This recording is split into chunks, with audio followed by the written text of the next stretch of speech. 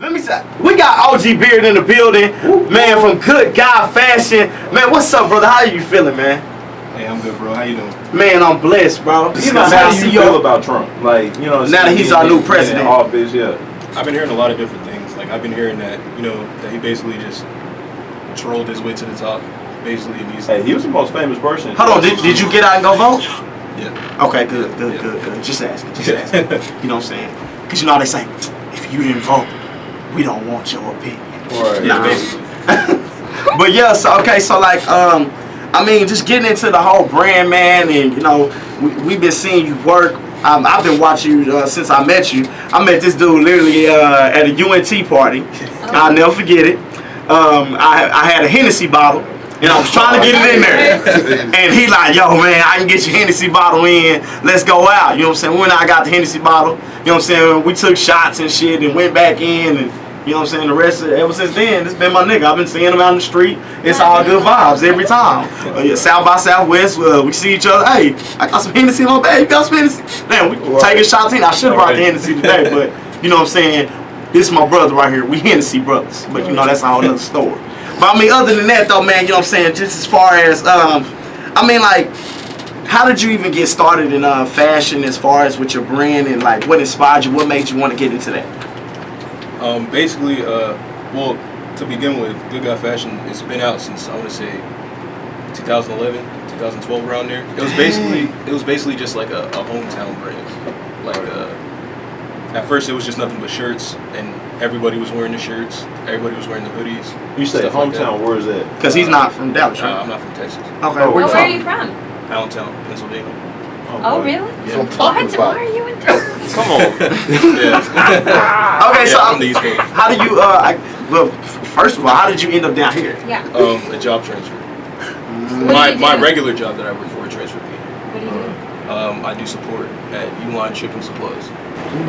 Basically, well, living in my hometown, it's a real small town. Right. Like y'all say everybody knows everything about everybody here, but like that's basically like the epitome of that. Okay. You know, like it's literally like a small town. Everybody knows everything, and living out there, you're liable to get yourself in some shit. Like it's not hard to get into something out there. Like to get into something bad that could like potentially mess your life up. Right. Like for good. That's So like, yeah. So basically, it's like it was like a way to just like turn our lives around. Basically, which goes into like the logo. Yeah, we was gonna ask that. Like, what's the, as far as like why did you choose a white man over a black man? You know. Well, basically, yeah, I always want to know that too. Yeah. I get asked that question a lot actually. But basically, if you ever watched like Superman or Batman, you know before they change into their superheroes, they're a middle-aged white man, basically. Right. And I guess you could say that's like society's that's society's image of a good guy. But basically, we have that on our hats and on our shirts to show that we don't have to look like that to have good intentions or change the world somehow. Right.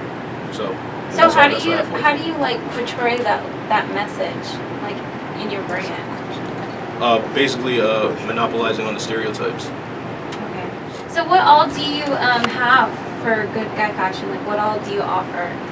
Well, right now, we're actually working on our long sleeves and our hoodies and our sweatsuits and stuff like that, jackets. But we redrop basically in March. Mm-hmm. And at that point, it was just nothing but hats. And then we started with the shirts. Then we started with different designs. It's basically like a process. Mm-hmm. You know, like if you start off with hats, just because hats are the most common thing you can get sold. Right. Basically, you could build up your business money that way. Where do you get your materials from? How about that? Well, luckily out here they have Harry Hines Boulevard. Okay. Basically, Harry Hines Boulevard that's basically like the Mecca. Yeah, that's like the holy Mecca, the Google of like anything to do with retail or manufacturing. Right. So you basically, I was down there for hours just looking, you know, comparing prices, comparing people, comparing product, seeing what looked the best and stuff like that. It took a pretty long time. I went down there Saturday morning. I didn't get back home until probably like 3 p.m. Because it's fun down there. Yeah. That shit is it's fun just to be down there and see like all the different Never stuff. been. Okay, so you saying basically the pricing is better down here compared to it is for you back home? I wouldn't necessarily say that. I don't really know. I don't really know the prices down there. That's more Okay, I of see. my, that's more of my partner's. That's more of his cup of tea right there because he's actually there. He's the one that actually he's in and out the store every day. Oh, so you He's got a dropping- partner? Yes. Oh, shout him out. What's his name? To Quill Mason. Shout out to Quill Mason. You can follow him on IG at Contraband Quill. Okay, for sure, man. Shout out to him. So I guess he does more of the part. The Cowboys one, I can see that. He does more of the part. I guess the. He's more how of the can you say? hands-on. Okay, I see. So like he's in and out the. He's in and out the store. Like he has his connects down there as well. So as far as the tees go, the screen printed and stuff like that, and getting the varsity patches and stuff like that done, he knows about all that kind of stuff. Cause I'm gonna be real. I will say like you're like the face of the brand. Not to say to Right. shoot anything down on him, but Yeah. I'm just saying as far as from what I know of what I've seen with the brand, I've seen more you. Even though I've looked, watched videos, and I've seen both of y'all too. Yeah. Was I know he the these. guy in the video? Yes. Like the main video. With the glasses, yeah. Okay, cool. Yeah. Yeah. But as far as like, I can say you've helped it get around in this area for sure. Like, Yeah. help it get more known in this area as far as with your brand and people knowing you. You know what I'm saying? And your Twitter hashtag OG Beard and all that. Yeah. And you're real big on Twitter. Like, how did you build that following on Twitter? I honestly couldn't tell you, to be honest. Yeah. Like, I don't know. Like it all really happened when I moved here. Like moving from here, I moved about 2.5 years ago, and when I first got here, I only had like 2,000. That's so funny because that's one of the first conversations me and him had. I don't know if you remember, but I brought that up to him because I've always noticed down here in Dallas, we really respect out of towners. Like if you're different and you come from somewhere different, Dallas, we tend to really gravitate to you more. If you come from like somewhere different as far as like like Atlanta or anywhere East Coast, it don't matter as long as you come from a different side that's far. You know what I'm saying? Like I've watched people like think about it, like the Jesse Porters, like the Sean Cottons. Right. These are all people. Philadelphia, Yeah, these are all people who've came down from different places and they end up getting a following quicker. Compared to a person who's been here. You know what I'm saying? Not to knock anything. I'm just saying Dallas is just one of them places where we gravitate to people. You know what I'm saying? That are different. You know what I'm saying? Just to pinpoint that, because that was one of the first conversations I remember me and you having, because I brought that up to you. And I just find that real dope, though, that you build a following down here like that. You know what I'm saying? That's super dope. I mean, other than that. I feel like to go back on the monopolizing on your brand, I really like that because a lot of people monopolize on the black. You know what I mean? Everything that we're doing. That was more expected. Exactly. So it's like, I really love that because it's like a lot of people, they say that Black Lives Matter isn't even funded by Black lives. You know what I mean? Yeah. Like they say like, or as you can see, a lot of hair products are not made by black people. You know what I mean? Like they're made or sold by them. You know what I mean? Real. You go to the Chinese people that's selling this stuff. So that's what I really do like that. I was just commending that. You know what I mean? Just saying Appreciate that I really do like the whole ideal behind the whole good guy. Now, what would you say is the biggest obstacle with building a brand and having a clothing line? Like, what's the biggest obstacle that you guys face, if you had one? Like, is there any competition or anybody like stopping you guys, or do y'all even see that? I don't see it that way. I just see it as like, especially like with the following I have and like with the exposure that I can get like other people's stuff. Like I don't mind if like anything with you guys. I don't mind spreading that out to anybody or anybody else with a brand. Spreading their stuff out. I don't see it that way. There's a lot of other people that do see it that way. Right, yeah. And that's real, and see, and that could be too part of the reason why you was blessed to get a following that you have. You know what I'm saying? Because a lot of people, I can say that too, their hearts isn't in the right place, so that could mess them up down the line. So maybe that is the reason why you're winning too at the same time.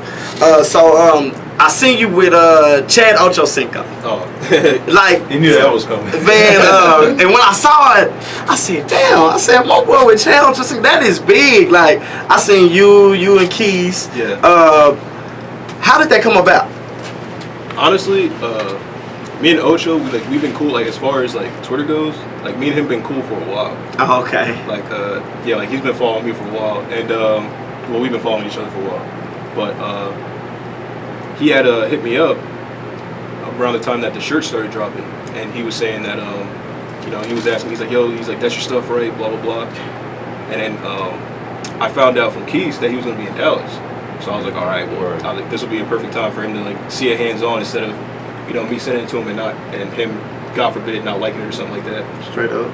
That's But, like the hardest part. Yeah. But he was real cool. He was real humble. You know, he was like, you know, that it was a pleasure, you know, to be stuff like that. And we were there just talking for hours, like just about everything. Yeah.